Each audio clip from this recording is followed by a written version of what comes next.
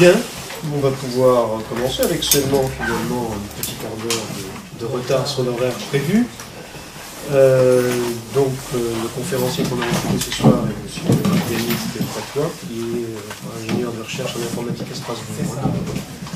La conférence débat est organisée ou co-organisée par la LDH et par CLAP 68. LDH, tout le monde sait ce que c'est. CLAP, c'est une tentative de faire ressusciter l'ancien Klapperstein des années 70, pour les plus anciens, qui se souviennent, qui était un organe de contre-information.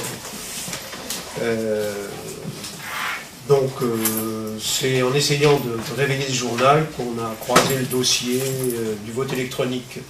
On n'est pas, a priori, des spécialistes de la question. En tout cas, ce soir, pour que les choses soient bien claires, parce qu'on est quand même, après tout, en période électorale, je tiens à préciser qu'il ne s'agit pas pour nous du tout de dicter une position plutôt qu'une autre. On a simplement voulu, avec la LDH, créer un lieu de débat et d'échange d'informations. C'est tellement vrai que ceux qui ont participé à la petite lutte là, sur les ordinateurs de vote, pour la plupart, ne sont ni à la LDH, ni même à l'équipe du CLAP 68. Ce sont des gens qui se sont intéressés par le sujet et qui donc se sont un petit peu mobilisés là-dessus. Je voudrais excuser Marie-Hélène Faure, qui était la première à porter le problème, qui s'est donné beaucoup de mal pour organiser tout ça, mais qui est retenu par un problème de santé, qui ne pourra pas être là ce soir. Mais elle s'en consolait en disant que on va tenter d'enregistrer les débats, et notamment la conférence de Yannick, pour la mettre en ligne éventuellement dans le milieu de la semaine prochaine, par les nouvelles technologies, ce qui montre bien d'ailleurs qu'on ne les rejette pas, ces nouvelles technologies, quand elles présentent l'avantage de pouvoir servir l'information, tout ça, c'est toujours, c'est bon à prendre. Hein. Donc on va essayer de mettre ça en ligne, si bien qu'il pourrait y avoir plus de participants à cette réunion, tous ceux qui pourront se brancher sur Internet et consulter donc la conférence que Yannick va nous donner. On pourrait organiser la soirée en deux temps, donc une première partie conférence, peut-être un peu technique. J'entre pas tellement dans les techniques de façon. Mais pointu, des choses qu'on ne maîtrise pas un peu.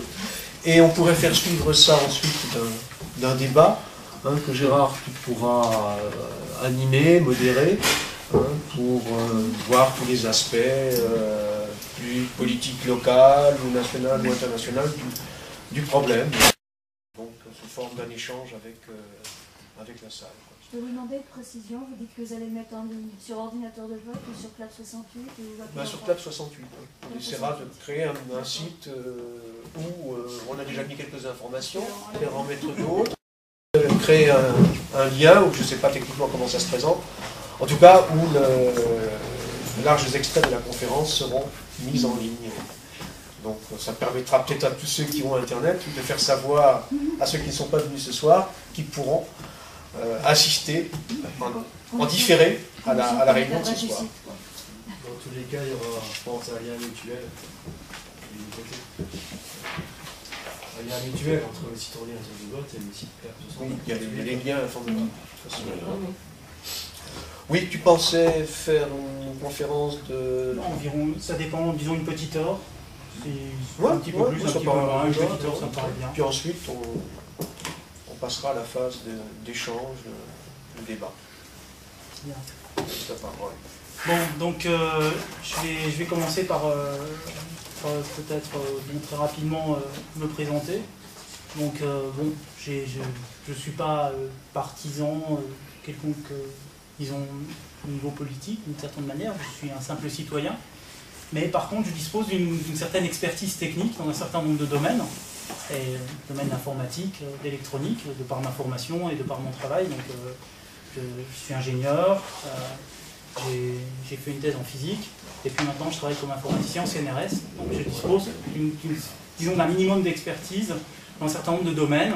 Et c'est intéressant, c'est d'autant plus intéressant qu'un reproche qui est souvent donné aux gens qui rejettent les machines à voter, c'est de dire mais vous êtes des technophobes, arrêtez. Voilà, c'est important quand même que des gens qui disposent d'un certain bagage technique puissent s'exprimer. Et je suis comme beaucoup, et comme j'imagine un bon nombre d'entre vous, inquiet de ce qui se met en place. Et je vais essayer de vous montrer pourquoi.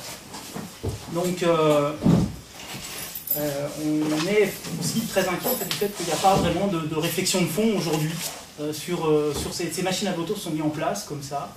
Et on a l'impression qu'il y a un débat qui a été escamoté, y compris il n'y a pas eu de débat à l'Assemblée sur cette question. Donc, bon, je vais peut-être passer rapidement sur le plan. Je vais attaquer directement. Alors d'abord, ce que j'aimerais dire, c'est que, bon, en plus d'être une affaire sur laquelle un certain nombre de techniciens ont pris position, c'est aussi une affaire, c'est pas simplement une histoire de marginaux, d'un petit groupe de gens qui seraient opposés aux machines à voter dans un coin. Hein, j'ai essayé ici de prendre 4 exemples, dans tous les horizons politiques. Donc, José Bové, par exemple, a dit « Nous sommes opposés aux ordinateurs de vote et aux machines à voter ». Mais François Bayrou a aussi dit « Il faut refuser cette évolution et suspendre toute utilisation ». Le Parti vert a voté un moratoire à l'utilisation des machines à voter. Et Richard Cazenave, donc député UMP, important à l'Assemblée, a dit « Le vote électronique est une fausse bonne idée ». Et sur son blog, en fait, cette citation-là, c'est le titre d'un article dans lequel il explique pourquoi le vote électronique est une mauvaise idée. Donc on voit, j'ai pris des exemples à gauche, à droite, un peu partout. Il n'y a pas qu'un petit groupuscule de gens égarés qui pensent que le vote électronique est un problème. C'est au contraire quelque chose qui, à l'heure actuelle, je dirais, même si ce n'est pas très visible, est très majoritaire. Bon, alors ensuite, le gros problème quand on discute des machines à voter, c'est que c'est un enjeu financier considérable. Hein, budget d'équipement. Juste une parenthèse. Comment se fait-il s'il y a autant de monde contre que ça arrive à passer? Il y a beaucoup de choses qui sont comme ça. Si vous prenez par exemple la question des OGM en plein champ, 70% des Français, enfin même des Européens, ils sont opposés et ça se passe quand même. Mais là ça s'explique pour des causes économiques. Oui, mais là aussi, il y aura des explications économiques. Moi, je ne veux pas donner d'explications. Là, je donne un argument qui est un argument d'ordre économique, mais il y a d'autres arguments. Non, mais là, vous avez cité quand même des peut-être qu'on remettra la question à la fin. Parce que... On fait plutôt la conférence et on met les questions à la fin si vous préférez. Ce sera peut-être plus simple. Donc, je viens justement à un des problèmes. Je ne sais pas si c'est vraiment un argument qui explique, mais il y a quand même de gros enjeux financiers. De par la loi, on est obligé de mettre une machine à voter pour 300 électeurs. Hein. Dans le régime standard, ça veut dire une urne pour 300 électeurs, ou je ne sais plus, il y a un texte qui dit ça. Il y a 42 millions d'électeurs. Ouais. C'est un isoloir, mais les machines servant d'isoloir, voilà. Ça rend la chose légalement... Pas des urnes. Voilà. Donc, il y a 42 millions d'électeurs, il y a une machine, donc ça fait plus de 100 000 machines, donc chaque machine vaut au bas mot 3 kg euros, disons de 3 000 à 6 000 euros. Donc ça fait un budget de quelques centaines de millions d'euros, rien que d'équipement à l'échelle de la France. Rien que d'équipement. Or, l'équipement, sur ce genre de produit, c'est la première partie de la chose, mais après, il y a la maintenance, l'entretien, la mise à jour, la formation, etc. Et tout ça, c'est sans doute plusieurs dizaines de millions, voire plus, d'euros par an. Donc, on comprend qu'il y a des enjeux financiers importants, donc les compagnies qui vendent ce genre d'outils, elles sont tout à fait légitimes à vouloir pousser le truc et à le vendre, elles y ont tout intérêt, en dehors de toute philosophie, hein, leur problème c'est de vendre et d'écouler leur matériel. Et on a un gros problème, et je crois que c'est un peu dommage parce que de par les faits, on se réveille quand c'est déjà fait, les municipalités ont déjà payé. Et je ne crois pas qu'il faut penser que les municipalités, elles paient parce que, pour de mauvaises raisons, pour des raisons de magouille ou d'arrangement financier, etc. Elles sont probablement en grande partie bernées par les fabricants qui présentent bien, qui font des super présentations PowerPoint, tout ça, qui leur montrent c'est moderne, c'est à la mode, etc. De toute façon, c'est inéluctable. Et elles s'équipent. Et une fois qu'elles se sont équipées, à ce moment-là seulement, c'est ce qui se passe par exemple ici aujourd'hui à Mulhouse, les gens ils se rendent compte qu'il y a un problème et on essaie d'agir. Et ça, c'est problématique parce que quand on a déjà payé, quand on a déjà mis le pied dans quelque chose, il y a une certaine réticence naturelle, hein, quand on a pris une mauvaise décision, à le reconnaître et à revenir en arrière. Et il faut être vraiment très persuasif, et j'incite ceux qui sont dans les municipalités qui n'ont pas encore fait le pas à agir avant, parce que après c'est difficile. Vous comprenez, là je sais pas, ils ont acheté 60 machines, je sais pas combien, ils ont déjà mis quelques dizaines de milliers d'euros sur la table. Reconnaître qu'on a fait une erreur et revenir en arrière et qu'il faut jeter les machines à la poubelle, c'est difficile pour ceux qui l'ont mis en place. Donc il vaudrait mieux essayer d'agir avant, même si, étant donné l'opacité des prises de décision, c'est difficile. Alors bon, on parle du vote électronique, on va quand même essayer de définir ce que c'est. Alors le vote électronique, ça se découpe on parle de vote électronique pour parler de deux choses qui sont relativement différentes. La première, c'est le vote à distance, le vote par Internet, ou éventuellement, parce qu'on commence à entendre parler de ça, du vote par SMS. Ça, c'est une partie qui pose des problèmes très spécifiques. La confidentialité du scrutin est difficile à assurer. Il peut y avoir des contraintes ou des ventes de voix. Mais c'est un problème qui est différent, qui ne concerne pas encore, en tout cas, tellement la France, puisque c'est demeuré extrêmement marginal. Ça n'est pas répandu. Et donc, ça concerne aussi ce qui nous occupe plus particulièrement ce soir, c'est-à-dire ce qu'on appelle les machines à voter ou les ordinateurs de vote. Et là, par contre, ils se répandent rapidement. À l'heure actuelle, il y a, je crois, aux dernières élections, 1 à 1,5 million de personnes qui ont voté en utilisant ces machines, et tel que tout le monde semble, les optimistes le prévoient naïvement, ça devrait se généraliser dans un avenir proche. Ça a été introduit assez discrètement par un décret, comme je dis, ça a réutilisé en fait une loi qui existait, qui concernait en fait des machines à voter introduites dans les années 60, qui étaient des machines mécaniques. Cette loi était tombée en sommeil, et elle est tombée en sommeil jusqu'à ce que je crois en 2004, Sarkozy la réveille, voit que ça existe, et fait simplement un décret sur cette loi, puisque la loi avait été votée, même si elle était en sommeil. Il n'y avait pas besoin de refaire une loi. Et il n'y a pas eu de débat. Donc, il n'y a pas eu de débat, et en fait on s'en est rendu compte quelques années plus tard, quand on a commencé à s'apercevoir qu'on votait là-dessus. Donc ce qu'on appelle une machine à voter, pour rentrer dans les détails, c'est un ordinateur. Là aussi, on a eu beaucoup de débats, un ordinateur, pas un ordinateur. Les vendeurs de ces machines-là n'aiment pas trop utiliser le terme ordinateur, parce que... il faut activer le micro.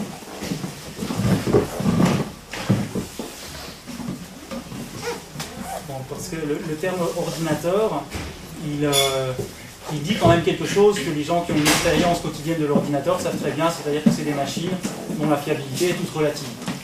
Un ordinateur, de temps en temps ça plante, de temps en temps ça ne fait pas ce qu'on veut, de temps en temps c'est mal programmé. Bon. Donc le terme machine à voter, là on a plus l'impression que c'est fiable et sûr, mais il n'empêche que les machines à voter, y compris celles que vous avez ici, les NEDAP, sont bien des ordinateurs, même si effectivement, eux, c'est un mode beaucoup plus simple d'ordinateur, mais c'est architecturé autour de, je pense, de dérivés de 68 000, de microprocesseurs qui étaient dans votre ordinateur si vous avez eu un Macintosh aux premières époques. Bon, c'est bien un ordinateur, il n'y a aucun doute là-dessus.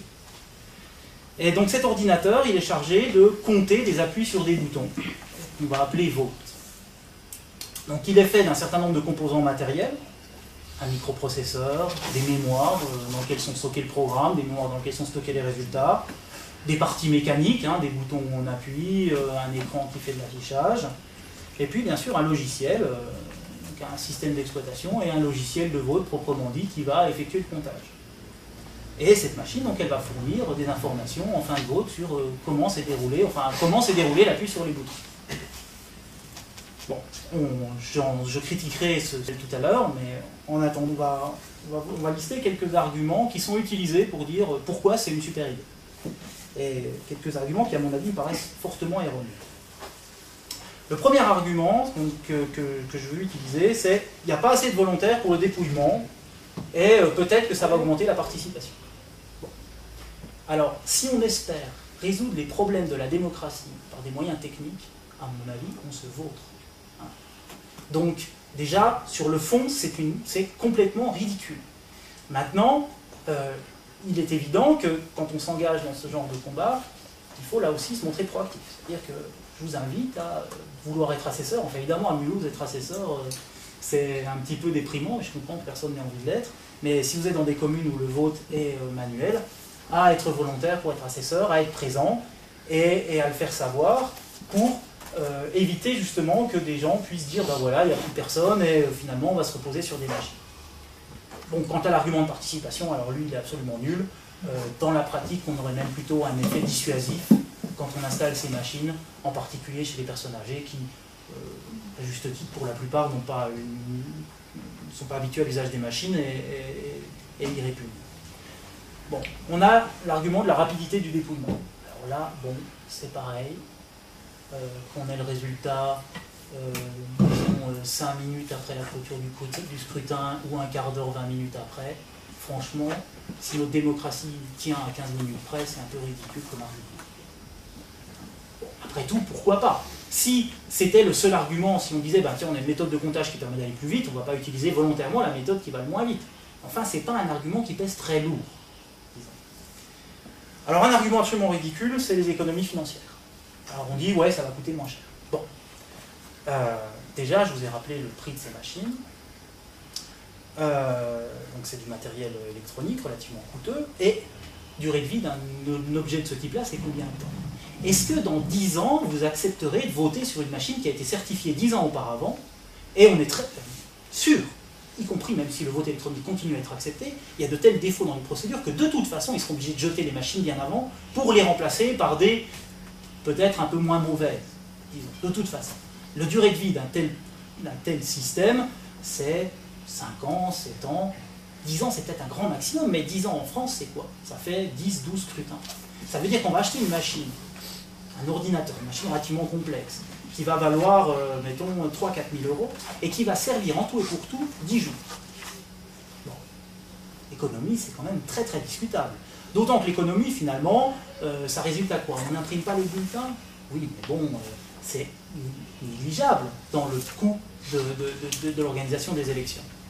Donc ça, c'est bidon, et on le voit d'autant plus que le vote électronique, par exemple, a été mesuré comme étant 3 fois plus cher en Belgique, là où le vote électronique a été largement répandu. Ils ont fait le calcul, hein, puisqu'ils ont pratiquement tout le monde vote électronique, et ça coûte 3 fois plus cher. C'est pas surprenant. Bon, un deuxième argument ridicule du même ordre que celui-là, c'est l'écologie. Ah oui, on a pris moins de papier. Ah oui, d'accord. Bon, déjà, la quantité de papier produite par les bulletins est faible. La plus grosse partie du papier produit pendant une élection, c'est la propagande électorale. Hein, c'est l'enveloppe que vous recevez, que chaque citoyen reçoit, qu'il aille voter ou non, du moment qu'il est inscrit, avec un papier sur papier glacé par candidat qui explique son programme. Et puis surtout, excusez-moi, mais les déchets électroniques, c'est fortement polluant. C'est fabriqué à partir de produits très nocifs, c'est très dommageable à l'environnement, et après, pour s'en débarrasser, bon, on sait qu'on est en train de mettre en place des filières de retraitement, mais enfin, des produits qui contiennent du cadmium, du nickel, du plomb, du mercure, tout ça, c'est pas facile à gérer. Bon. L'argument bidon, mais alors que, à mon avis, c'est malheureusement l'argument qui a le plus convaincu les maires des communes, c'est moderne. Bon. Et ça, je pense qu'on est tous d'accord ici pour dire que c'est pas un argument. Ça n'a aucun sens. Dire que c'est moderne, ça ne dit ni c'est mieux, ni c'est moins bien. Je pense que ça mériterait même pas réponse si ce n'était pas utilisé. Simplement, ça n'a aucun sens. Il y a un dernier argument, c'est les interfaces pour handicapés. Alors ça a une certaine véracité, c'est-à-dire qu'effectivement, avec les machines à voter, on peut mettre des casques auditifs qui permettent donc de voter à l'écoute. C'est plus facile d'accéder à une machine à voter en fauteuil roulant que d'entrer dans un oscilloir qui souvent ne sont pas prévus. Mais là encore, il se trouve qu'avec le vote traditionnel, on peut trouver des techniques pour rendre plus facile. On peut faire des isoloirs qui sont accessibles en fauteuil roulant, par exemple, c'est une volonté des gens qui définissent la largeur d'angle de la baie, enfin, etc. Donc c'est peut-être un petit argument, mais en tout cas, disons, toutes les pistes n'ont pas été explorées pour résoudre le problème par d'autres moyens que les machines.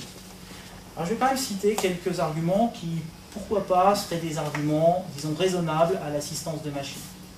Il y en a un premier, c'est l'usage de scrutins plus complexes, qu'on n'utilise pas du tout en France, genre scrutin de Haar, de Condorcet, dans lesquels on peut faire des pondérations entre les candidats. Là, ça devient assez difficile à gérer à la main, et c'est pas inintéressant, parce que ça permet d'éviter des choses stupides, comme de voir par exemple Le Pen arriver au deuxième tour dans une élection, alors que 80% des gens le rejettent. Ça prouve bien que c'est le système électoral qui est mauvais. Condorcet, bon, vous avez sûrement entendu parler, donc c'est un révolutionnaire et c'est aussi un mathématicien. Et en fait, il a travaillé sur cette question du scrutin électoral, et il a démontré qu'il n'existait pas de solution optimale pour organiser un système de vote dans le cas où il y avait plus de 2 choix possibles, c'est-à-dire s'il y a plus de 2 candidats ou 2 options, etc. Et donc il existe des méthodes de scrutin qui sont moins mauvaises, des méthodes de liste où on classe par exemple les n premiers ou comme ça. Et là, effectivement, on pourrait se dire que ça pourrait valoir le coup. Mais c'est absolument pas le cas en France, et à ma connaissance, d'ailleurs ceux qui aujourd'hui poussent les machines à voter le plus, donc commencer par notre président, qui est celui qui a signé le décret et qui s'est exprimé le plus en faveur, ont déclaré que les institutions de la Ve République leur plaisaient, que c'était largement assez démocratique pour eux et qu'ils ne voulaient pas changer.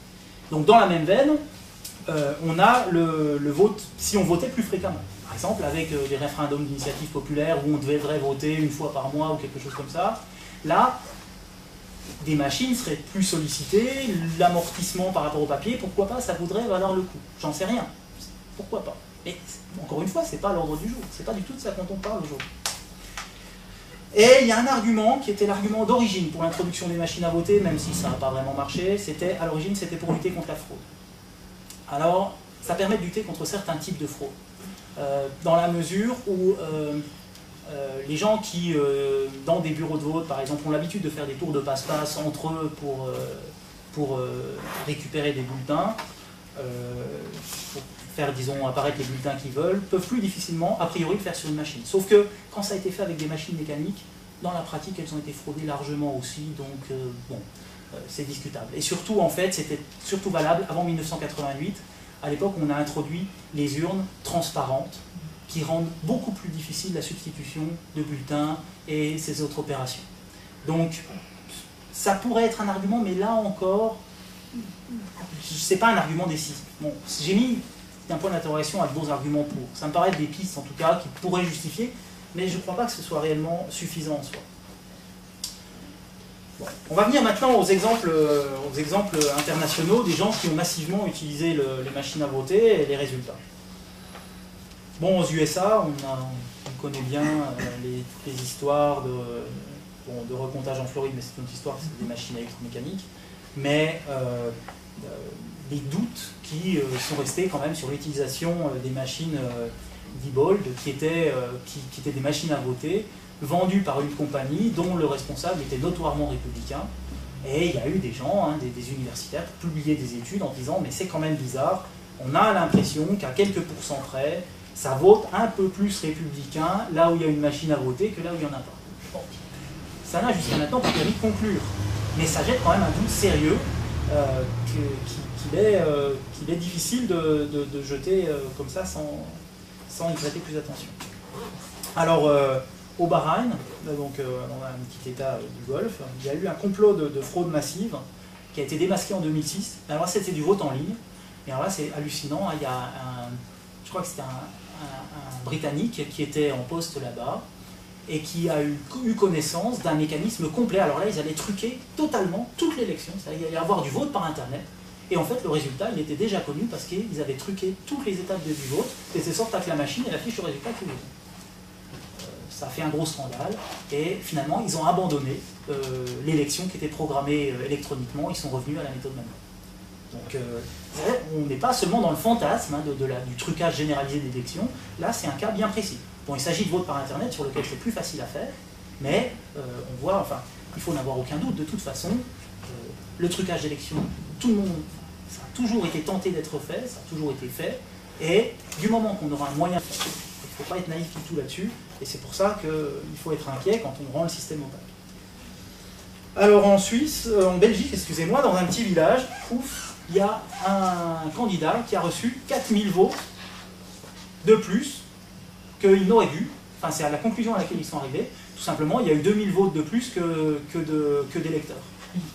Donc évidemment, avec 2000 votes de plus que d'électeurs, c'était difficile de faire croire que c'était le résultat normal. Il y a eu une enquête, on a désossé la machine, enfin j'imagine, j'espère, parce que je ne suis même pas sûr, parce que ça coûte extrêmement cher. Et les gens qui ont étudié le système, ils ont dit, bah, on ne comprend pas, ça a dû être spontané. C'est pas impossible. C'est pas impossible. C'est-à-dire que la fiabilité des composants électroniques, elle est grande, mais elle n'est pas infinie. Le taux d'erreur, c'est d'environ, suivant qu'on écrit sur un disque dur, dans une mémoire, disons, une erreur par milliers de milliards ou quelque chose comme ça, ça dépend. Ça existe. Les systèmes électroniques ont des défauts et de temps en temps ça déconne. En particulier l'influence des rayons cosmiques, qui sont capables de déposer assez d'énergie pour faire basculer un 0 en 1, c'est tout à fait possible. Bon, c'est l'explication qu'ils ont retenue. Maintenant, personne ne sait si c'est la bonne, mais ils n'ont rien trouvé d'autre. Ça met quand même sérieusement en question la notion même de vote électronique, parce que même une grossière erreur de gens qui font du dépouillement manuel, mais 4000 bulletins dans l'urne qui n'auraient jamais dû être là, c'est quand même difficile. Même en cherchant de la fraude volontaire. Il y a le problème aussi de la confidentialité, où là, avec des machines EDAP, donc du type que celles que vous utilisez, alors ils disent qu'ils ont une nouvelle version qui est super vachement mieux, mais bon, jusqu'à preuve du contraire, enfin, je ne sais pas si on peut les croire. Le problème, c'est que les machines elles rayonnent. Tout composant électrique allumé rayonne des ondes électromagnétiques qu'on peut écouter, plus ou moins bien, suivant comment la machine est protégée. Et donc, les premières versions de ce système, de cette machine EDAP étaient tellement mal faites que des gens ont fait des tests, ont construit un appareil pour mesurer ces rayonnements, et ils pouvaient savoir quel était le vôtre choisi jusqu'à une vingtaine de mètres de distance de la machine, avec les moyens dont ils disposaient. Soyez sûr que, même avec le système moderne, il est certain qu'elle rayonne. Peut-être moins. Peut-être qu'il faut des moyens plus performants. Mais empêcher totalement, isoler totalement une machine, un système électronique, pour ne pas savoir du tout ce qui s'y passe dessus, c'est pratiquement impossible. Dans la pratique, ça veut dire qu'il ne faut pas l'alimenter sur le secteur, parce que quand le processeur il travaille, il tire différemment sur l'alimentation et on peut écouter ce qui se passe à l'autre bout. Donc il faut que la machine soit autonome, et il faut qu'elle soit dans une cage de Faraday pour empêcher toute sortie du champ électromagnétique. Il existe des programmes, par exemple, que font les services secrets. Par exemple, les services secrets américains sont très connus avec leur système Tempest, qui est un système qui sert spécifiquement à ça, qui est utilisé. Ils garent une camionnette quelque part dans une rue, et ils affichent sur l'écran de leur moniteur ce que vous avez sur votre écran chez vous. Ça, c'est des moyens qui sont techniquement assez faciles à faire. Par exemple, il existe un petit programme, alors à ma connaissance il tourne que sous Linux, mais pour envoyer en onde FM la lettre à Élise avec votre écran d'ordinateur. Et ça marche. C'est-à-dire qu'en fait, on va moduler les hautes fréquences qui sont utilisées pour l'affichage de l'écran. Donc l'affichage sera complètement sans sens, mais on va sous-moduler vers 80 MHz, quelque chose comme ça, là où est la FM, et vous allez régler votre poste et vous allez entendre le son. Donc si avec votre poste vous arrivez à l'écouter votre moniteur, soyez bien sûr qu'avec des moyens extrêmement perfectionnés, on est capable de détecter des champs électromagnétiques extrêmement faibles, en y mettant un prix, on peut détecter à peu près n'importe quoi. Et c'est très difficile d'être sûr qu'on ne puisse pas le faire. Donc ça, à mon avis, c'est aussi un argument sérieux. Bien. Bon. Donc ça, on dit, bon, il y a tout un tas de raisons techniques pour lesquelles c'est problématique. Mais il y a aussi des raisons qui sont simplement humaines, et je pense que c'est beaucoup des raisons qui ont poussé les gens à être surpris par ces machines. La mécanisation du vote, elle pose quand même des problèmes qui sont d'ordre symbolique. Une élection, c'est pas une caisse de supermarché, c'est pas un vote à la Starac. Et l'importance du geste, de la démarche, exige quand même qu'on puisse y passer un petit peu plus de temps et d'investissement que simplement appuyer sur un bouton, ou pourquoi pas envoyer un SMS comme certains le proposent. C'est aussi extrêmement peu intuitif. Bien qu'on ait effectivement de plus en plus l'habitude des machines, beaucoup de monde n'ont pas l'habitude, et en plus les interfaces de ces machines sont toutes différentes, ne sont pas celles que vous manipulez sur votre PC, ne sont pas celles de téléphone portable, etc. Vous arrivez dans un système relativement inconnu, et vous allez, en fait, le problème c'est que vous allez devoir vous concentrer beaucoup sur le geste technique, c'est-à-dire comment marche le système, comment gère la machine, plutôt que sur le choix de votre vote et la façon dont vous allez voter. Et ça peut dérouter des usagers, des utilisateurs du système, au point de leur faire un vote qui n'était pas celui qu'ils souhaitaient faire. Et ça, c'est... Oui, excusez-moi. Ça m'est arrivé. Bon, voilà. Je crois que c'est pas exceptionnel. Et je pense que... J'ai pu corriger, heureusement. Le choix, le système du papier, bon, c'est quelque chose dont on a l'habitude, on peut parfaitement maîtriser ce processus facilement. Un système qu'on rencontre une fois par an, relativement inconnu, avec une interface qui aura beau être faite aussi bien que possible, elle restera toujours obscure pour un certain nombre d'utilisateurs. c'est peut-être quand même pas une très bonne idée. Et donc, tous ces arguments que j'ai listés contre, ils sont à mettre en balance avec les arguments positifs, même ceux dont j'ai dit que peut-être qu'on pouvait les envisager. Est-ce que vraiment ça vaut le coup de risquer tout ça pour ça?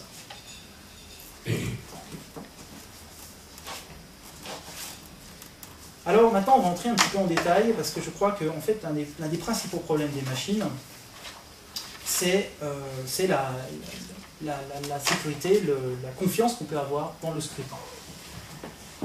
Et ça, c'est un problème important, et je pense que c'est le problème le plus central, celui qui attire le plus en particulier l'attention des informaticiens. Je vais commencer par rappeler comment doit se passer une élection normalement.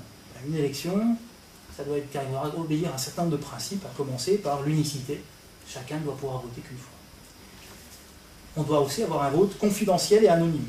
On peut savoir qui a voté pour qui, et je vous ai dit précédemment que ça, on était peut-être déjà compris. Le processus, la transparence. Le processus doit être transparent, c'est-à-dire qu'il doit être compréhensible pour l'électeur, et l'électeur doit pouvoir être sûr que sa voix a été comptée. Et on a la sincérité du scrutin, c'est-à-dire que l'électeur, quand il a voté pour quelqu'un, ben c'est bien une voix à cette personne-là qui a ajouté une scrutin. Bon. Le problème de ces machines, c'est qu'elles violent un certain nombre de ces principes qui sont quand même fondamentaux et qui permettent, disons, d'avoir un vote de type démocratique. L'unicité du vote, a priori, elle n'est pas encore attaquée, dans la mesure où, actuellement, elle est faite par méthode manuelle. On continue à venir signer et à avoir un vote unique décompté. C'est vrai à plus ou moins, à quelques bémols près. Par exemple, on s'est rendu compte que dans les gens qui ont analysé les problèmes, par exemple, du différentiel entre le nombre de gens ayant émargé et le nombre de votes enregistrés dans la machine, que dans bien des cas, il n'était pas si difficile que ça de voter 2 fois. En faisant exprès ou pas, hein. Mais encore une fois, l'interface étant ce qu'elle est, j'ai voté, est-ce que c'est sûr que c'est pris? Normalement, on peut voter qu'une fois, mais ça n'a pas marché. Bon, l'assesseur réactive la machine et finalement, il y a 2 votes d'enregistrement. Et en plus, l'unicité du vote, bon, il y a des projets informatiques qui viseraient à la rendre aussi mécanique. Donc, au lieu d'avoir une carte d'électeur avec un morceau de papier, vous auriez une sorte de carte magnétique, vous venez vous l'insérer dans la machine et vous votez. Alors là, l'anonymat, alors les gens ils ont beau dire oui, c'est 2 sous-systèmes indépendants, l'un regarde jamais l'autre, etc. Il faut avoir confiance. Hein. Et d'ailleurs, en ce qui concerne la confidentialité et l'anonymat, en dehors du rayonnement dont j'ai déjà parlé, et du fait que c'est vraiment très très difficile à éviter, il y a les ordres de passage, les dates. Ces informations-là, la machine les garde, elle est même tenue de les garder, si je me rappelle bien, dans les spécifications du ministère de l'Intérieur. Donc, encore une fois, est-ce qu'on ne peut pas lier une date à un vote? Ça sera difficile en tout cas de prouver que votre vote continue à être anonyme. Et alors, les plus gros problèmes, c'est la sincérité et la transparence. La sincérité, bon, vous appuyez sur le bouton A parce que vous voulez le candidat, vous validez. La machine vous dit merci d'avoir voté pour A. Et comment vous savez que c'est pas pour B que la machine a voté? Ben, vous ne pouvez pas le savoir. Et vous ne pouvez pas le savoir parce que le principe de transparence n'est pas respecté. Le fonctionnement de la machine est complètement opaque. Et donc, elle vous échappe totalement. Aussi bien à moi, hein, qu'à n'importe qui. Et on doit s'en remettre à la bonne foi des techniciens experts qui ont mis le système en marche et qui disent ben, tout marche bien, il n'y a pas de problème. Ça, encore une fois, quand on voit que chaque fois dans l'histoire qu'il y a eu, enfin, le nombre de fraudes électorales existantes suffit à montrer que quand il y a une gens qui s'engouffrer dedans. Donc, renoncer à avoir la possibilité de contrôler ça, c'est vraiment fondamentalement dangereux et jamais, jamais, jamais on aurait dû autoriser quelque chose comme ça. Et là, je vais vous illustrer ça par la chaîne de confiance. Chaîne de confiance, c'est-à-dire pour le vote papier. Bon. Je prends un morceau de papier. Ce morceau de papier, il est imprimé. J'ai relativement peu de doutes sur le fait qu'il soit facile de falsifier ce morceau de papier. Contrairement à une mémoire informatique, il sera par exemple très difficile d'avoir un morceau de papier sur lequel il est écrit A et que 30 secondes après, il est écrit B. C'est assez difficile à faire. On peut toujours imaginer des encres, mais c'est vraiment très très peu probable. Vous le mettez dans une enveloppe, ou l'enveloppe vous la tenez, vous la mettez dans l'urne transparente. Si vous n'avez pas confiance, vous pouvez rester dans la salle, vous regardez peut-être même presque votre enveloppe pendant toute la durée du déroulement du scrutin. À la fin, l'enveloppe l'urne transparente est retournée sur la table, on fait des paquets avec votre enveloppe et les autres, et on les ouvre et on garde. C'est difficile, bien sûr, il y a toujours des tours de passe-passe possibles, mais enfin c'est très difficile et encore plus difficile à faire à une grande échelle. Ensuite, vous êtes resté jusqu'à la fin de votre... Vous avez, par exemple, vous étiez assesseur, vous êtes resté, vous avez participé au dépouillement, vous avez noté, comme les autres, le résultat, et vous vérifiez le lendemain, par exemple, ce que j'ai fait, sur le site du ministère de l'Intérieur, que à tel endroit, eh bien, le nombre de votes marqués pour X, Y, Z, c'est bien celui que vous aviez relevé. Vous pouvez donc avoir une relativement bonne confiance dans le système. Dans le vote électronique, on voit bien. Vous appuyez sur un bouton sur une machine. Comment vous pouvez faire confiance à la machine? Pour faire confiance à la machine, déjà, il faut faire confiance au fait que la mairie qui l'a stocké, elle a bien stocké la bonne machine, qui a été homologuée pendant peut-être l'année entière, qui s'est déroulée entre deux scrutins, et puis que c'est bien cette machine-là, non modifiée. Par exemple, je ne sais pas, les machines actuellement, elles sont stockées où? Est-ce que c'est vraiment contrôlé? Il y a combien de serrures à la porte? Qui y a accès?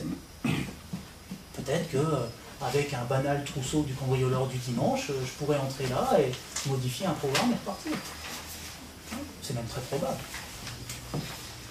Et ensuite, il faut faire confiance aussi, non seulement à la mairie qui l'a stocké, mais au technicien qui l'a installé. Le technicien, il aime beaucoup le candidat B. Peut-être que lui, en l'installant, il a su comment faire un truc pour qu'il y ait plus de voix pour B. Bon, il y a le ministère qui l'a agréé. Le ministère de l'Intérieur, aujourd'hui les présidents, c'est lui qui était responsable de l'agrément des machines. On peut avoir confiance, on peut quand même légitimement se poser des questions. L'entreprise qui a fabriqué la machine. L'entreprise qui a fabriqué la machine, elle peut penser qu'elle a travaillé honnêtement, mais elle aurait pu être soudoyée. Après tout, une entreprise, c'est fait pour gagner de l'argent. Si quelqu'un lui a donné suffisamment de millions pour introduire quelque chose de caché dedans, l'entreprise elle-même ou un employé à l'intérieur de la chaîne de production peut s'être laissé acheter. Elle peut même faire encore plus rusé, l'entreprise. Elle peut installer, ou un employé peut installer une trappe quelque part, et ensuite venir la vendre à un candidat en difficulté. Dire, écoute, moi je connais un moyen pour que tu gagnes cette élection. Pourquoi pas? Et puis, il faut même aller plus loin, les sous-traitants. Il y a des gens qui vendent des composants de cette machine. Dans certains cas, il suffit, imaginez par exemple, il y a quelqu'un qui a vendu le clavier sur lequel il y a AB. Peut-être que le fabricant du clavier, c'est certainement pas l'intégrateur de la machine.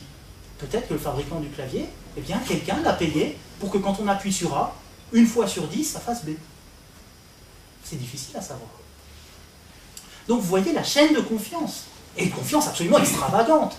Jamais vous confiererez les résultats d'une élection à une entreprise privée, aussi sérieuse qu'elle soit, pour recompter les bulletins. À ce moment-là, arrêtons effectivement d'aller dépouiller nous-mêmes, on met nos bulletins dans des urnes fermées, marquées Microsoft, et à la fin, Bill Gates annonce le résultat de l'élection. C'est absolument aberrant. Et alors, vous allez me dire, oui, mais bon, je vous ai quand même bien montré que c'était difficile de vérifier que la machine, elle était intègre jusqu'au bout. Et là, je crois que c'est là que l'apport du technicien est important. On ne peut pas faire une machine fiable, dont la fiabilité puisse être testée et mesurée de manière certaine. C'est impossible. C'est impossible. Il faudrait, avant chaque élection, démonter et détruire complètement la machine pour vérifier qu'il n'y a pas un problème. Après, c'est un peu inutilisable pour l'élection. Si on le fait après, c'est pas suffisant. Parce qu'il se pourrait très bien que, et c'est typiquement le cas d'un programme informatique, le petit morceau de programme qui ajoutait des voix à B, il s'efface. Juste après la fin du scrutin. Et alors vous vérifiez la machine, il n'y a aucun problème. Et surtout, et c'est ça, à mon avis, c'est là que c'est vraiment le problème, que le logiciel, c'est une partie de la machine, mais parler du clavier. Il faut vérifier que le clavier, il n'ait pas quelque chose dedans. Il faut vérifier que le microprocesseur, il n'ait pas quelque chose dedans. Moi, je suis plutôt côté logiciel, mais j'ai discuté, ici, je parlais de ce là et je parlais avec un collègue qui, lui, est pur électronicien. Il fabrique les circuits intégrés. Et je lui ai dit, mais dis-moi, si tu voulais ajouter une fonction dans un de tes composants, de telle sorte que personne ne la voit, est-ce que tu pourrais le faire? Il a répondu, mais oui, sans hésitation. Quand on fabrique une puce, quand on fond une puce, si on rajoute 3 composants, vous savez, on parle de gravure à 45 nanomètres aujourd'hui, si vous ajoutez une dizaine de transistors qui font une fonction spécifique déclenchée par une ligne apparemment complètement anodine du programme, Mais c'est impossible de le savoir. C'est absolument impossible de le savoir. Il vous faut vraiment entrer dans la puce, c'est-à-dire entrer dans la puce, ça coûte au bas mot, je pense, l'ordre de 100 000 €, voire plus. C'est-à-dire, il faut prendre la puce, l'amener dans un laboratoire spécialisé, la découper couche par couche, regarder comment est fait le circuit et comprendre toutes les étapes du truc. C'est impossible, personne ne peut faire ça. Bien sûr, produire cette puce arnaquée, ça va coûter un certain prix. Mais combien coûte de gagner, enfin combien peut rapporter de gagner une élection? Donc là, je pense que je n'insisterai jamais assez sur cette question-là. Et c'est pour ça que très massivement, les électroniciens, les informaticiens qui ont eu à prendre position sur la question du vote électronique ont conclu que c'était une idée aberrante. Parce qu'il est impossible, mais vraiment impossible, de garantir la fiabilité d'une machine et le fait qu'elle n'ait pas été détournée. C'est pas possible, c'est tout simplement pas possible. Et d'ailleurs, vous le savez, enfin les gens qui font de l'informatique le savent bien, quand par exemple un jour, ils ont eu une attaque de pirates sur une de leurs machines, et que la machine a été compromise, ben, sauf vraiment exception, la seule chose qu'on puisse faire, c'est tout réinstaller de la base, tout effacer le disque et tout recommencer. Parce que vérifier qu'il n'y a pas eu quelque part un petit programme qu'il a laissé modifier, qui pourrait faire quelque chose qu'on n'attend pas, ça peut peut-être dans ce cas-là être fait, mais c'est vraiment très difficile. Et là, on est seulement dans la maîtrise logicielle, et si on va dans le matériel, alors là, ça devient vraiment impossible. Donc pourtant, il y a des machines agréées. Alors ça se passe comment? Alors là, il y a un agrément du ministère, et l'agrément du ministère, c'est une pile de recommandations. Il y a, je crois, 114 recommandations, quelque chose comme ça. J'avais noté une 150aine, mais bon... 147. 147, oui. 147, ouais. Mais certification, donc, qui tient en 147 points. Bon, il faut voir d'abord que cette certification résulte d'un appel d'offres. Hein, c'est un cabinet conseil, je crois, qui a promu ce texte, hein, qui a été ensuite, bien sûr, validé et adopté dans le décret, mais on peut quand même questionner la validité de cette chose-là, surtout quand on regarde que sur ces 150 points environ, très peu concernent réellement la sécurité. Ceux qui concernent la sécurité sont un peu plus flous. Alors la plupart des points, c'est bon, il faut que le système puisse afficher le nom des candidats, il faut que le système il résiste quand on appuie dessus, donc il y a tout un tas de conditions mécaniques, genre on lâche, je sais plus, il y en a un, c'est on lâche 5 fois la machine depuis 80 cm de haut sur un sol en béton et on regarde le résultat, on fait goûter 30 gouttes d'eau à la minute pendant 3 heures au-dessus de la machine ouverte, enfin des trucs, bon, évidemment ça a du sens. Il ne faut pas que la machine soit cassée à peine on ait commencé à l'utiliser. Mais ça ne nous assure vraiment pas du tout du fait qu'elle fonctionne bien. Et dès qu'on entre dans les choses un petit peu techniques, c'est-à-dire la sécurité, la fiabilité du vote, là c'est plutôt flou. C'est-à-dire que c'est tellement flou que ça tient en des très très grosses généralités. La machine doit, par exemple, c'est quelque chose qui ressemble à du style, la machine doit donner le bon résultat quand on appuie sur les boutons. Ok. Sauf qu'il n'existe absolument pas de procédure précise. Et d'ailleurs, c'est impossible. Pour des raisons algorithmiques, c'est impossible de prouver ce problème-là. Donc, ça reste dans le flou. Ça reste d'autant plus dans le flou que les rapports d'agrément des machines ne sont pas publics. C'est fait par un cabinet privé qui dit oui, oui, ça marche. Il redonne à quelques personnes le rapport, mais c'est pas public. Et l'argument pour dire que c'est pas public, c'est de dire que l'utilisation des rapports d'agrément pourrait compromettre le bon déroulement des élections. Ah. Quand moi je vois ça, tous les gens qui ont fait un petit peu de sécurité informatique, ça fait tilt tout de suite, ça veut dire notre système, il est plein de trous. Parce que si le simple fait de révéler comment il fonctionne, même très légèrement, puisque là c'est juste le rapport de fonctionnement, suffit à mettre en danger le scrutin, comme dit Chantal, vaut mieux qu'il n'y ait pas grand monde qui ait eu connaissance de ce rapport et qu'il ne le dise à personne d'autre. Hein, c'est vraiment aberrant. Bon, on a aussi des machines, par exemple les NEDAP en l'occurrence, qui ne vérifient pas toutes les clauses et qui pourtant sont agréées. C'est d'ailleurs un petit peu ce qui a posé problème avec les nouveaux agréments. Hein. Parce que, par exemple, il y a une exigence, numéro 6, qui s'appelle « Avant l'ouverture du scrutin, les membres du bureau doivent pouvoir régler l'horloge interne de la machine à voter ». Ça, c'est extrait du règlement que je vous ai dit là. Vous allez sur NEDAP France, enfin sur le site France Élections, qui est leur site, et ils ont un PDF où ils expliquent bien pourquoi leur machine est sûre. Et une des raisons pour laquelle elle est sûre, ils disent De plus, les machines à voter NEDAP ne peuvent pas se comporter différemment la veille d'un scrutin.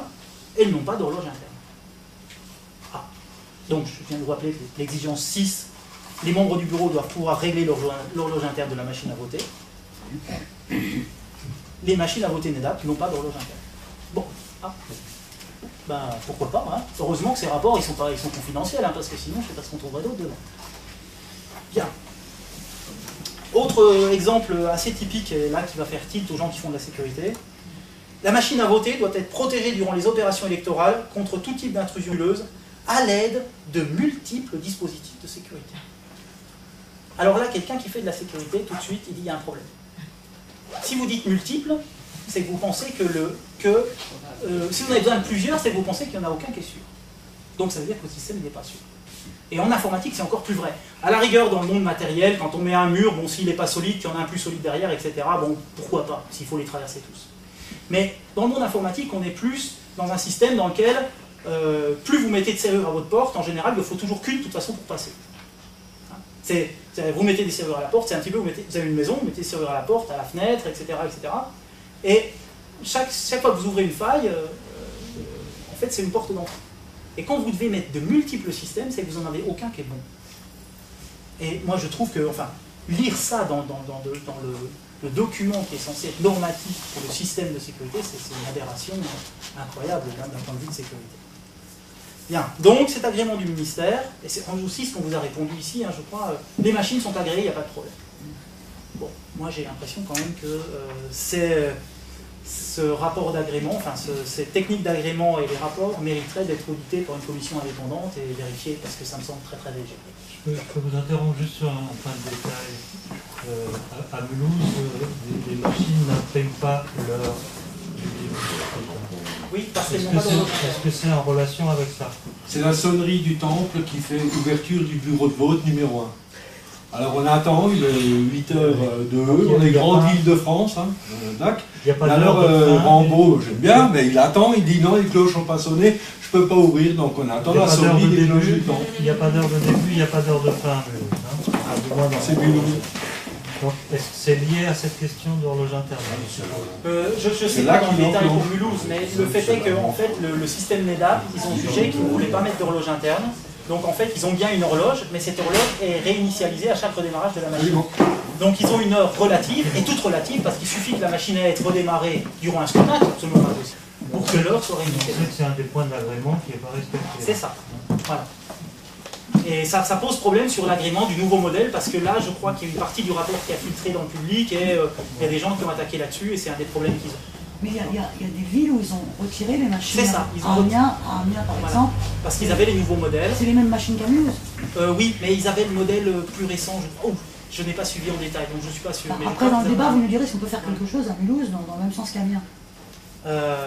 Malheureusement, je ne peux pas répondre à cette question parce que je ne sais pas quels sont les modèles exacts. Je pense que le modèle qui est à Mulhouse est un modèle agréé, mais je ne suis pas sûr. Oui, oui. Mais à Amiens aussi, il y a non, il n'était pas, c'est pour ça qu'ils l'ont retiré. Alors, bien. Donc finalement, je pense que je vais pouvoir arriver à une conclusion. Alors, quand on parle de vote électronique, et qu'on dit on n'est pas d'accord avec le système et qu'on le critique, il y a des gens qui nous disent oui, mais qu'est-ce que vous avez comme alternative? Sous-entendu, continuer à voter avec le bulletin papier, non, vraiment pas. Est-ce que vous avez des solutions pour fiabiliser le système? Alors d'abord, la première chose, c'est que ce n'est pas notre problème. Notre problème, c'est de dénoncer que ça ne fonctionne pas. Je pense qu'ici, on n'est pas là pour résoudre un problème technique qui, j'ai essayé de vous le montrer, pour des raisons fondamentales, ne peut pas être résolu. Alors, il y a certaines choses qui circulent, par exemple sur les votes et les bulletins à papier imprimés, c'est-à-dire où la machine, quand on vote, elle imprime un bulletin qu'on peut vérifier à côté. C'est très problématique. Ça résout un certain nombre de problèmes, mais je vous rappelle que les problèmes de confidentialité, les problèmes de coûts, etc., ils ne sont pas du tout résolus avec ce problème. Et puis surtout, ça pose de nouveaux problèmes assez ennuyeux. Si la machine dit quelque chose et quand on compte les bulletins, c'est autre chose, qu'est-ce qu'on fait? Ça c'est un genre de problème qui devient assez difficile à adresser. Et ça se prête aussi, malheureusement, assez facilement à la fraude, dans la mesure, et là c'est un problème psychologique, dans la mesure où on mécanise, où la machine donne un résultat, il sera extrêmement difficile de trouver des gens pour prendre la peine de recompter. On fera confiance à la machine. C'est le même problème que, disons, vous allez chez votre épicière, à la rigueur, vous achetez 1 kilo de tomates, 3 pommes, etc. À la rigueur, vous pouvez recompter. Mais quand vous passez en caisse de supermarché, vous avez 50 ou 100 articles et que ça défile devant la bouche, vous avez une idée approximative. Mais faire l'effort de recompter vous viendra peu à l'idée, et en général, la plupart des gens ne le font pas. Peut-être quelques-uns qui le font, mais la plupart ne le font pas. Il y a d'ailleurs 4% d'erreurs. Oui, et bien sûr qu'il y a des erreurs, c'est évident.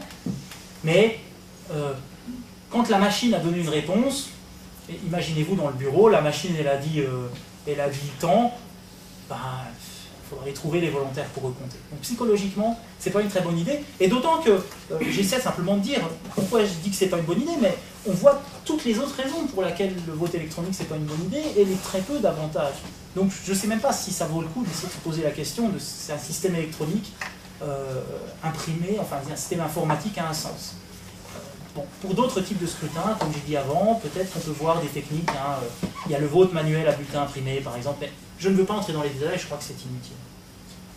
En tout cas, dans le cas présent. Alors, en ce qui concerne maintenant, donc on a discuté, on est arrivé à la fin. J'espère vous avoir convaincu que le vote électronique, c'était vraiment un problème. Alors, qu'est-ce qu'on peut faire? Bon, avant d'entrer dans le débat et dans des choses très concrètes, bon, il y a d'abord signer la pétition sur ordinateurdevote.org si ce n'est pas encore fait. Ça, c'est important.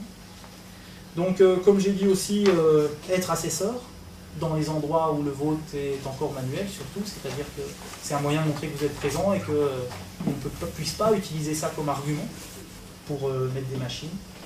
À Mulhouse, bon, bah, il faut continuer à faire pression sur la mairie et sur les responsables politiques. Et puis bien sûr, ne pas oublier de laisser un message sur le procès verbal, ça vaut ce que ça vaut, mais ces choses-là remontent. On voit bien par exemple que dans le discours entre le premier et le deuxième tour du Conseil constitutionnel était déjà bien changé. On sent que ça les titille quand même quelque part. Et bien sûr, il faut continuer à être présent, à en parler, à faire savoir, etc., etc. Donc voilà, je pense que j'ai pris moins de temps que je pensais. Petite heure, voilà, c'est bien. Bravo. Hein.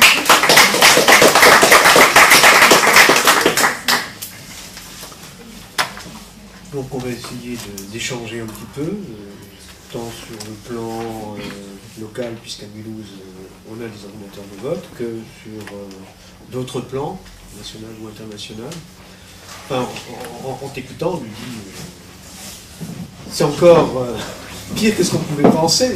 Quand on pense de quelle manière on a été reçu à la mairie de Mulhouse pour tenter d'avoir quelques informations, de poser un certain nombre de problèmes, de quelle manière on a été reçu, des obscurantistes, des râleurs, que sais-je encore. Si on avait eu les arguments techniques que tu nous as donnés là tout à l'heure, manifestement, c'est pas ça qui a fait qu'à Mulhouse, on a les ordinateurs de vote. J'ai retrouvé un petit article paru dans l'Alsace du 14 juin 2004, où Bockel disait, voilà, j'ai pris la décision de généraliser le système dans tous les bureaux de vote mulhousiens pour 2007. Il a pris la décision et ça, c'est fait. C'est un des problèmes qui se posent à Mulhouse, hein, la méthode qui reste de la démocratie. Alors, je vais laisser à Gérard... ça existait déjà avant 2004. Oui. Il a dit ça le 14 juin 2007. 2004, oui. Donc, l'idée, ça sera fait en 2007. Il y avait déjà des essais avant. Il y a eu des essais. Il y a eu, c'est ça, il y a eu 3 bureaux à l'essai dans un premier. Puis 18, je crois. C'était pour le TCE, hein, je crois, la première fois. Ouais, et puis, donc maintenant, pour ces dernières élections, les 59 bureaux étaient équipés. Bonjour. On lance le débat. Je pose des questions et vous répondez ou... et on répond. Ouais. Je voudrais juste vous apporter une petite... bonsoir déjà à tout le monde. Apporter une petite information complémentaire concernant le vote pour les personnes handicapées. J'ai un de mes amis qui est tétraplégique, donc paralysé des 4 membres, il n'a pas pu voter. Voilà, parce que le clavier tactile, il nécessite une force supérieure à celle qu'il était capable de produire. Voilà, donc finalement, ça ne marche pas assez bien que ça, même pour les personnes handicapées. J'ai signé la pétition déjà il y a pas mal de temps, donc je suis informé des différentes mesures à apporter. Et en particulier, j'ai laissé, puisque je n'ai pas voté pour la première fois de ma vie aux 2 tours de l'élection présidentielle, pour les raisons que vous évoquez, étant pas sûr de pour qui j'allais voter, j'ai préféré plutôt m'abstenir. Ça me paraissait en tout cas plus raisonnable. C'est très discutable. Hein. C'est-à-dire que même s'il n'y a qu'une petite chance que ça passe, ce qui est le cas dans les élections, hein, on ne vote pas toujours pour les candidats qui passent, vaut mieux essayer de la prendre que de la laisser. C'est aussi je ne crois pas que c'est un bon argument parce que... Je préfère ne pas voter plutôt que d'avoir le risque de voter pour quelqu'un d'autre, sans que je le sache. Par contre, alors au premier tour, on ne m'a pas dit, et je ne savais pas qu'on pouvait laisser un message sur le PV. Donc j'ai laissé un message sur le PV à mon bureau de vote, parce que je me suis quand même déplacé au bureau de vote. Que doit-on faire à partir de la question concrète? Voilà. Et si on peut attaquer la décision, de quelle manière peut-on le faire? Merci. D'abord la question sur les deux. Oui, sur les 2 PV. Hein. Il y a un document CERFA. Un document CERFA, c'est marqué dessus CERFA.